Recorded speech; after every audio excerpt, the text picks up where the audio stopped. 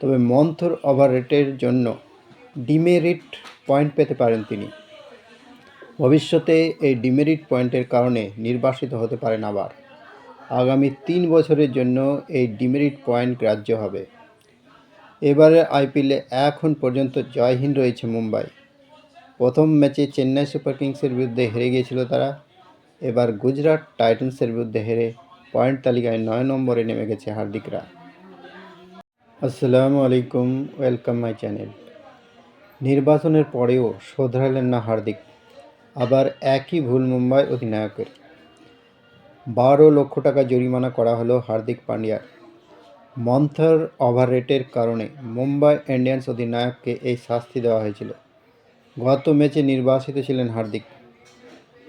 গত মরশুমে 3টি ম্যাচে মন্থর ওভাররেটের কারণে তাকে শাস্তি পেতে হয়েছিল। এবার আইপিএল দলে ফিরেই আবার একই ভুল করলেন হার্দিক। শনিবার মুম্বাই ইন্ডিয়ান্সের বিরুদ্ধে ম্যাচ ছিল গুজরাট টাইটান্সের। সেই ম্যাচে প্রথম ব্যাট করে গুজরাট 196 রান তুলেছিল। মুম্বাই শেষ হয়ে যায় মাত্র 160 রানে। 36 রানে হেরে যায় মুম্বাই। সেই সঙ্গে জরিমানা হয়েছে অধিনায়ক হার্দিকের। দলের ব্যাটসম্যানরা রান করতে পারেননি, কিন্তু বল করার সময় নির্দিষ্ট সময়ের মধ্যে ওভার শেষ করতে পারেনি মুম্বাই। সেই কারণেই জরিমানা হয়েছে হার্দিকের।